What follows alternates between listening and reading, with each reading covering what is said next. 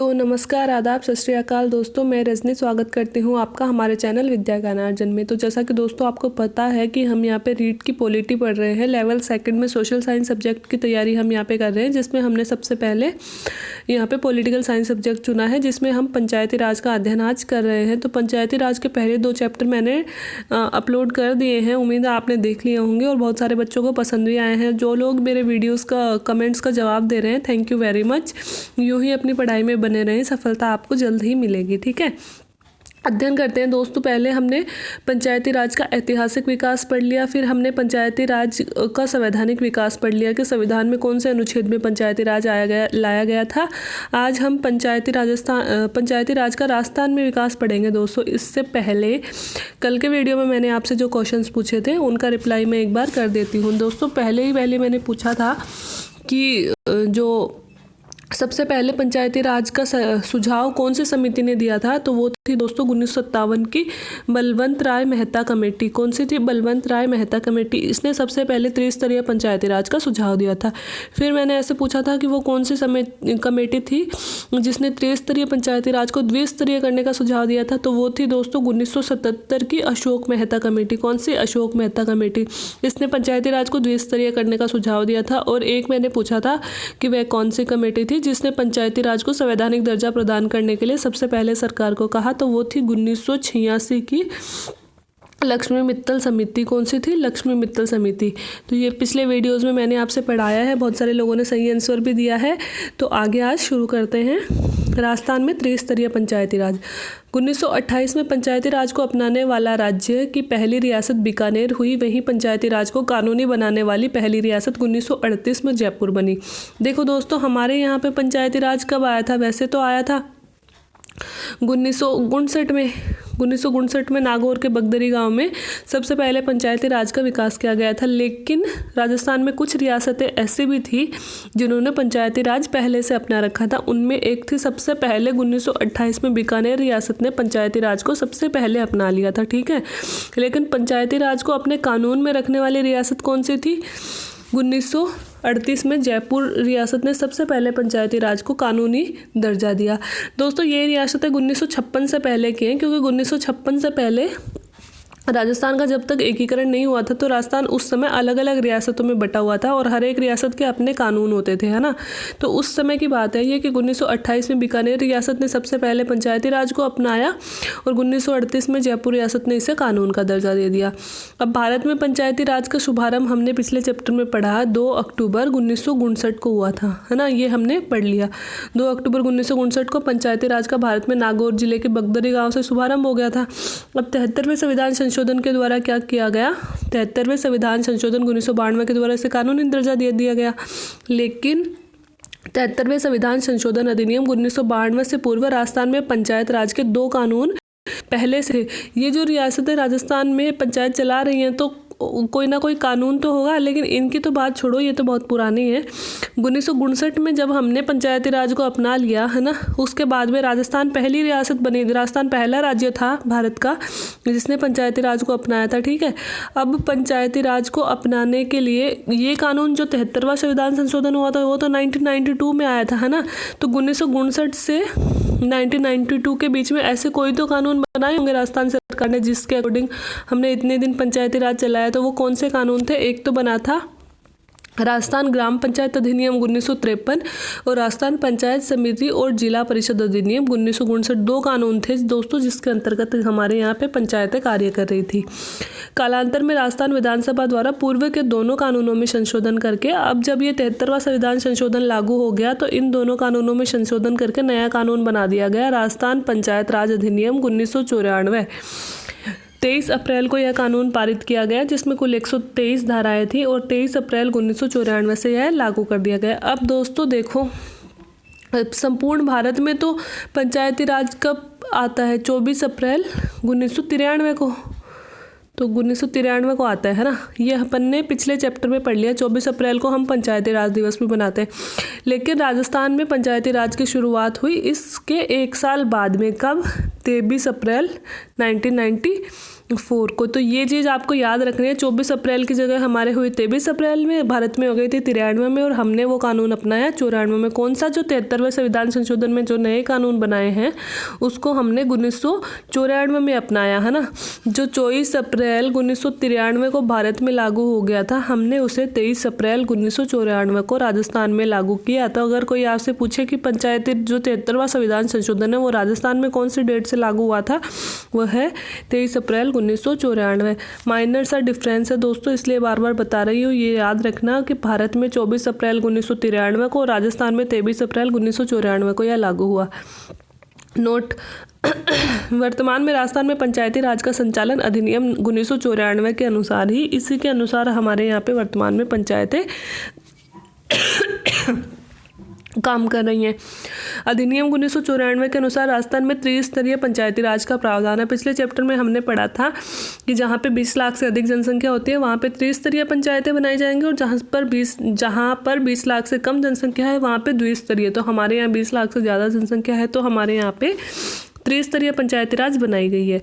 अब देखो दोस्तों, पंचायती राज तो हो गई। अब पंचायती राज में जो हमने पिछले अनुच्छेद में पढ़ा था, अब यहाँ पे अनुच्छेद मैं नहीं बताऊंगी, आप बताओगे कि ग्राम सभा का 243 243 का कौन सा पार्ट था जिसमें ग्राम सभा का उल्लेख किया गया है। ठीक है, इसके साथ ही आप मुझे बताओगे कि 243 के कौन से पार्ट में राज्य निर्वाचन आयोग का उल्लेख किया गया है, और कौन से पार्ट में, कौन से अनुच्छेद में राज्य वित्त आयोग का गठन किया गया है। बहुत इंपॉर्टेंट है दोस्तों, मैंने बार बार याद करवाया था तो याद आ जाना चाहिए आपको यहाँ पे मेरे बोलते ही। ठीक है, तो ग्राम सभा क्या होती है? ग्राम सभा एक्ट 1994 में ग्राम सभा का प्रावधान किया गया है। भाई पंचायती राज कानून में लिखा गया है कि सभी गाँव में ग्राम सभाओं का गठन किया जाएगा। ठीक है, ग्राम सभा त्रिस्तरीय पंचायती राज की एक इकाई है, अंग नहीं है। त्रिस्तरीय पंचायती राज के दोस्तों 3 अंग तो कौन से हैं? 3 अंग तो, एक तो जिले में जो कानून होगा, एक ब्लॉक, जिले में होगी जिला परिषद, ब्लॉक में होंगी पंचायत समिति,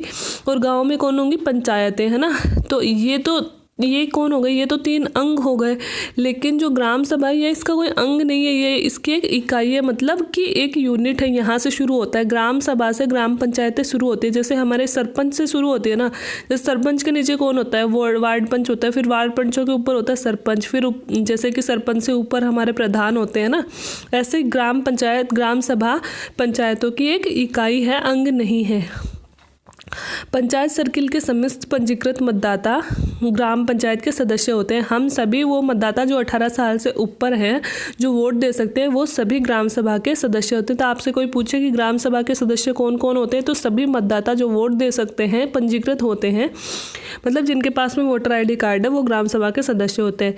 सरपंच की अध्यक्षता में ग्राम सभा की बैठकों का आयोजन किया जाता है। तो ग्राम सभा की बैठकों की अध्यक्षता कौन करता है दोस्तों? सरपंच करता है ना, जिसे गांव के स्थानीय समस्याओं पर विचार विमर्श किया जाता है। अब ग्राम सभा बनाई क्यों गई है? गांव की समस्याओं पर विचार करने के लिए ही तो ग्राम सभा बनाई गई है ना।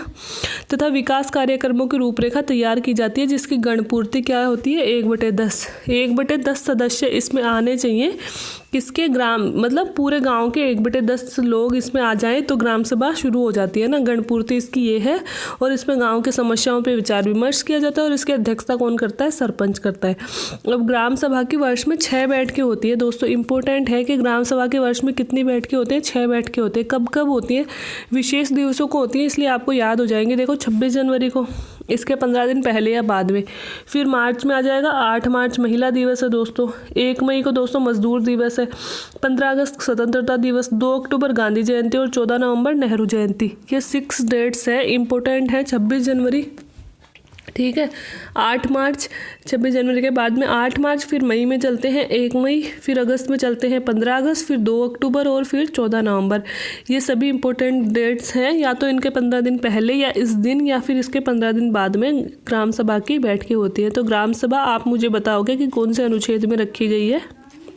ठीक है, आगे चलते हैं हम लोग। आगे दिया गया है कि जो इनके सदस्य होते हैं ग्राम सभाओं के, वो क्या क्या कार्य करते हैं, ग्राम पंचायती में किस तरह से सरपंच वगैरह होते हैं, और किस तरह से चुनाव होता है, वो किस तरह से कार्य करते हैं, ये हम यहाँ पे पढ़ते हैं। देखो, सबसे पहले सदस्य होते हैं ग्राम पंचायत के। सदस्य कौन होते हैं दोस्तों? पहले तो वार्ड पंच आएगा, फिर उप सरपंच आएगा, फिर सरपंच आएगा। थोड़ा सा क्लियर नहीं है दोस्तों, मैं यहाँ पे समझा दूंगी। टेबल बनानी थी मुझे पूरी यहाँ पे, इसलिए मैंने ऐसे बनाया ताकि आपको अच्छे से समझ में आ जाए। मैं यहाँ पे समझा दूंगी। देखो पहले है ग्राम पंचायत। ग्रामीण स्तर पर कौन होती है? ग्राम पंचायत। फिर ब्लॉक स्तर पर होती है पंचायत समिति, और फिर जिला स्तर पर होती है जिला परिषद। ठीक है, अब देखो हम यहाँ पे पढ़ते हैं ग्राम पंचायत में कौन कौन आता है। वार्ड पंच, उप सरपंच और सरपंच कौन कौन आते हैं। एक मिनट थोड़ा सा जूम कर लेती हूँ, पहले हम ग्राम पंचायत पढ़ेंगे।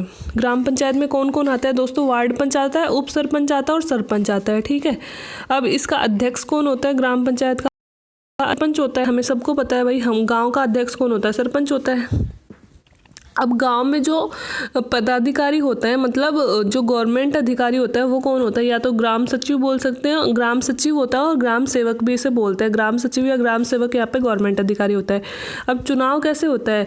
देखो वार्ड पंच और सरपंच का चुनाव तो हम करते हैं, जनता द्वारा प्रत्यक्ष रूप से किया जाता है। और उप सरपंच का चुनाव क्या करते हैं? जो हम वार्ड पंच और सरपंच चुनते हैं, ये आपस में मिलकर एक उप सरपंच चुन लेते हैं ना, तो इसका अप्रत्यक्ष होता है। त्याग पत्र किसे देते हैं? वार्ड पंच, और उप सरपंच तो दे देते हैं सरपंच को, और सरपंच अपना पत्र देके आता है बीडीओ को। ठीक है, बैठक कब होती है? 15 दिन के अंतराल पर इनकी बैठक होती है दोस्तों। सदस्य संरचना आप इतना मत पढ़िए, ये नीचे की चीज़ें हम नहीं पढ़ेंगे, बैठक तक यहाँ पे पढ़ेंगे। सदस्य कितने होते हैं कितने नहीं होते, इतनी हमको ज़रूरत नहीं है। ठीक है, सदस्य संरचना की ज़रूरत नहीं है, हम इतने पढ़ेंगे। तो देखो सबसे नीचे का पंचायत स्तरों में क्या होता है? सबसे नीचे की होती है ग्राम पंचायतें हैं। ठीक है, ग्राम पंचायतों में कौन कौन आएगा? सरपंच, उप सरपंच, वार्ड पंच। ठीक है, अध्यक्ष होता है इनका सरपंच, है ना। अब सरपंच और वार्ड पंच के वोट तो हम जनता द्वारा प्रत्यक्ष रूप से होता है, उप सरपंचों का अप्रत्यक्ष रूप से होता है। ठीक है, वार्ड पंच और उप सरपंच अपना इस्तीफा किसे दे देते हैं? सरपंच को, और सरपंच किसे दे के आता है? बीडीओ को। और बैठकें कब होती है? 15 दिन के अंतराल पर इनकी बैठकें होती है। ठीक है, अब ग्राम पंचायत से ऊपर कौन होता है? ब्लॉक स्तर पर होती है पंचायत समिति। अब पंचायत समिति में दोस्तों कौन कौन आता है? पंचायत समिति में आते हैं, एक मिनट, देखो पंचायत समिति में होते हैं, सबसे बड़ा होता है प्रधान, फिर होता है उप प्रधान, और फिर होता है इसके सदस्य। तो पंचायत समिति में कौन कौन बैठते हैं? प्रधान, उप प्रधान और फिर सदस्य। ठीक है, अब पंचायत समिति में जो गवर्नमेंट अधिकारी होता है वो कौन होता है? खंड विकास अधिकारी, या फिर इंग्लिश में अपन इसे ही बीडीओ बोल सकते हैं। तो पंचायत समिति में गवर्नमेंट अधिकारी कौन होता है? बीडीओ होता है। सदस्य जनता द्वारा प्रत्यक्ष रूप से निर्वाचित, है ना। प्रधान, ये जो ब्लॉक स्तर पर सदस्य होते हैं, इनके सदस्य तो पंचायत समिति के सदस्य तो हम प्रत्यक्ष रूप से जनता निर्वाचित करती है, लेकिन प्रधान और उप प्रधान को हम नहीं चुनते हैं, हम तो सिर्फ पंचायत समिति के सदस्यों को चुन देते हैं। फिर ये सदस्य मिलकर आपस में प्रधान और उप प्रधान को चुन लेते हैं। अब सदस्य और उप प्रधान तो अपना त्यागपत्र किसे दे देंगे? प्रधान को, और प्रधान दे के आएगा जिला प्रमुख को, क्योंकि इससे बड़ा पद जिला प्रमुख होता है। अब इसकी बैठकें कब होती है? 1 वर्ष के अंतराल पर। देखो ग्राम सभा की हो रही थी 15 दिन के अंतराल पर, और इसकी हो रही है 1 वर्ष के, मतलब ग्राम पंचायत की 15 दिन के अंतराल पर, और इसकी हो रही है 1 वर्ष के अंतराल पर। तो ये हो गया दोस्तों पंचायत समिति जो ब्लॉक स्तर पर होती है। इसमें एक प्रधान होगा, एक उप प्रधान होगा, सदस्य होगा। सदस्यों को वोट हम देंगे, मतलब जनता प्रत्यक्ष रूप से, और जो उप प्रधान और सदस्य मिलकर क्या करते हैं? एक प्रधान, मतलब सदस्य एक अपना प्रधान और उप प्रधान चुन लेते हैं। अब सदस्य और उप प्रधान तो अपना इस्तीफा किसे देंगे? प्रधान को, और प्रधान देगा जिला प्रमुख को, और बैठकें होती है इसकी 1 साल के अंतर पर। ठीक है, आगे चलते हैं। सबसे बड़ा अंग है ग्राम पंचायतों का जिला परिषद। अब जिला परिषद में कौन कौन बैठता है दोस्तों? एक तो जिला प्रमुख होता है, एक उप जिला प्रमुख होता है, और कुछ सदस्य होते हैं। ठीक है, अब गवर्नमेंट अधिकारी कौन सा होता है? मुख्य कार्यकारी अधिकारी हिंदी में, और इंग्लिश में हम इसे सीईओ बोलते हैं। ठीक है, सदस्य जनता द्वारा, अब जिला परिषद के भी हम लोग सदस्य चुनते हैं, और वो सदस्य मिलकर क्या करते हैं? जिला प्रमुख और जिला उप प्रमुख चुन लेते हैं। तो सदस्य को चुनाव तो जनता द्वारा प्रत्यक्ष रूप से हो रहा है, और बाकियों का चुनाव जो जिला प्रमुख और उप प्रमुख है उनका चुनाव अप्रत्यक्ष रूप से हो रहा है। अब सदस्य और उप प्रमुख तो किसे इस्तीफा दे देंगे? जिला प्रमुख, और जिला प्रमुख दे के आएगा संभागीय आयुक्त को। और जिला परिषद की बैठकें कब होंगी? 3 माह के अंतराल पे होंगी। तो ये है दोस्तों जिला प्रमुख, जिला परिषद, जिसमें एक होता है जिला प्रमुख, उप जिला प्रमुख और सदस्य होते हैं। गवर्नमेंट ऑफिसर यहाँ पे सीईओ होता है। अब जिला परिषद के सदस्य हम चुनते हैं और वो सदस्य मिलकर एक जिला प्रमुख और एक उप जिला प्रमुख चुन लेते हैं। अब सदस्य और उप जिला प्रमुख तो जिला प्रमुख को इस्तीफा दे देते हैं और जो जिला प्रमुख होता है वो संभागीय आयुक्त को इस्तीफा दे देता है। 3 माह के अंतराल पर इनकी बैठकें होती है। अब दोस्तों ये सदस्य संरचना आप रहने दो, इतना डीप हमसे नहीं पूछा जाएगा। सदस्यों की योग्यता हम पढ़ लेते हैं कि सभी पंजीकृत मतदाता के रूप में नामजद हो, मतलब उस एरिया के पंजीकृत मतदाता हो, वो वोटर आईडी में इनका नाम होना चाहिए। 21 वर्ष की आयु पूरी कर चुके हों, है ना, 21 वर्ष के ऊपर के हों, लाभ के पद पे हो ना हो, मतलब कोई भी गवर्नमेंट जॉब ना करते हों। 2 से अधिक इनके संतान नहीं होनी चाहिए। कब के बाद में? 21 नवंबर 1995 के बाद में तीसरी संतान ना हो, है ना। 1995 के बाद में जिनकी बर्थ डेट है उनके 3 संतानें नहीं होनी चाहिए। घर में निर्मित और चालू अवस्था में शौचालय होना चाहिए और प्रतिनिधि पद ग्रहण करने से पूर्व स्वच्छ भारत अभियान की शपथ लेंगे। अब जो शिक्षित थे, पहले देखो ये शिक्षा का लगाया गया था, है ना, 2014 में ये कानून बनाया गया था कि जो ये सरपंच वगैरह होंगे शिक्षित होंगे। लेकिन दोस्तों 2018 में जो 19 में जो नई सरकार आई है, इन्होंने आते ही सबसे पहले इसे हटा दिया है। मतलब अब शिक्षा की कोई पाबंदी फिर से नहीं रही है। तो अब देखो आरक्षण तीनों स्तरों पर समस्त पदों में नियमानुसार आरक्षण का प्रावधान है। मतलब तीनों स्तरों पर मैंने कहा था कि चक्रानुक्रम में आरक्षण दिया जाता है। एक बार एससी की सीट आती है, एसटी की आती है, फिर ओबीसी की, फिर जनरल की, फिर महिला एससी, फिर महिला एसटी, फिर महिला ओबीसी, फिर महिला जनरल, ऐसे सबको बराबर का आरक्षण यहाँ पे दिया गया है। और तीनों स्तर के समस्त पदों पर महिलाओं को 50% आरक्षण दिया गया है। मतलब एक बार ओबीसी पुरुष, एक बार ओबीसी महिला, ऐसे सीट आएंगी। पहले ये 33% था, लेकिन 27 अगस्त 2009 से यह 50% कर दिया गया है, जो मई 2015 से राज्य में व्यवहारिक रूप से लागू भी हो गया है। और इन सबकी गणपूर्ति दोस्तों 1/3 सदस्य इनकी बैठकों में होने चाहिए। ठीक है, अब एक छोटा सा टॉपिक यहाँ पे पढ़ लेते हैं, ग्राम न्यायालय क्या होता है। थोड़ा सा कुछ आया था करंट में। तो न्यायालय में लोकतांत्रिक विकेंद्रीकरण अवधारणा को अपनाते हुए ग्राम न्यायालय का प्रावधान किया गया है। जैसे कि हमारे शासन में विकेंद्रीकरण अपनाते हुए पंचायती राज लाया गया है कि पहले तो भाई सारा शासन केंद्र से ही होता था, लेकिन अब बोला गया कि भाई छोटे छोटे जो जिले हैं, जो ब्लॉक है, जो पंचायतें हैं, जो गाँव हैं, उनको भी शासन का अधिकार दो, तभी इनका विकास होगा, है ना। इसीलिए तो ग्राम पंचायतें बनाएगी। अब क्या कहा गया कि न्यायालयों का भी विकेंद्रीकरण, जैसे सर्वोच्च न्यायालय होता है, सर्वोच्च न्यायालय के नीचे उच्च न्यायालय होते हैं, है ना, फिर उच्च न्यायालय के नीचे जिला न्यायालय होते हैं, फिर तहसील न्यायालय होते हैं। तो इनका भी विकेंद्रीकरण कर दिया गया। मतलब जनता तक पहुंच सुनिश्चित करने के लिए विकेंद्रीकरण की धारणा अपनाते हैं। अब ग्राम न्यायालय, अब कई गांवों में दोस्तों ग्राम न्यायालय भी खोले गए हैं। वस्तुतः जनवरी 2010 में देश का प्रथम ग्राम न्यायालय की शुरुआत हुई थी। प्रथम ग्राम न्यायालय खोला गया था दोस्तों, और वो कहाँ खोला गया था? बस्सी गांव, जयपुर जिले में सबसे पहला ग्राम न्यायालय खोला गया है। इसलिए अपने लिए इम्पोर्टेंट है क्योंकि राजस्थान में खोला गया है देश का पहला न्यायालय। ठीक है, राज्य में प्रथम ग्राम सभा का आयोजन कहाँ हुआ था? 26 नवंबर 1996 को हुआ था दोस्तों, सांगानेर, मुहाना ग्राम, सांगानेर, जयपुर में। पहली बार ग्राम सभा का आयोजन सांगानेर, जयपुर में हुआ था 1996 में। और पहला ग्राम न्यायालय कहाँ खोला गया? 2010 में, बस्सी, जयपुर में। ठीक है, 2 अक्टूबर 2010 को विधानसभाओं ने एक अधिसूचना जारी करके 5 विभागों के कार्य निष्पादन अब पंचायत समिति को सौंप दिए गए। देखो दोस्तों, पंचायत समितियों को 5 और विषय सौंपे गए हैं। वो कौन से हैं? तो प्राथमिक शिक्षा की देखरेख पंचायत समिति करेगी। एक प्राथमिक चिकित्सा, जो गाँव में चिकित्सा की सुविधा है वो भी पंचायतें देखेंगी। कृषि को कैसे क्या व्यवस्था करनी है ये भी अब पंचायतें देखेंगी। महिला बाल विकास का भी ध्यान पंचायतें रखेंगी और सामाजिक अधिकारिता का भी ध्यान पंचायतें रखेंगी। हाल ही में राजसमंद जिले के पिपलांद्री गांव में पंचायत में पंचफल कार्यक्रम को यूनेस्को द्वारा सम्मानित किया गया। ये क्वेश्चन दोस्तों बहुत इंपॉर्टेंट है कि अभी राजसमंद के पिपलांद्री गांव में पंचफल कार्यक्रम चलाया गया था, जिसके तहत यूनेस्को ने उस गांव को सम्मानित किया है। अब आप बस इतना याद रखना कि पंचफल कार्यक्रम कहाँ चला गया था? राजसमंद के पिपलांद्री गाँव में। कई बार यह क्वेश्चन पूछा जाता है कि यूनेस्को द्वारा पंचफल कार्यक्रम के लिए निम्न में से कौन सी ग्राम पंचायत को सम्मानित किया गया है? तो वो ग्राम पंचायत है दोस्तों राजसमंद की पिपलांद्री ग्राम पंचायत। तो थोड़ा जल्दी पढ़ाया दोस्तों क्योंकि और कोर्स कंप्लीट कराना ज़रूरी है। फिर भी अगर आपको समझ में नहीं आ रहा है तो वीडियो को रिवाइंड करके आप फिर से समझ सकते हैं। और फिर भी अगर कुछ कन्फ्यूज़न लग रहा है तो आप नीचे कमेंट बॉक्स में कमेंट करके पूछ सकते हैं।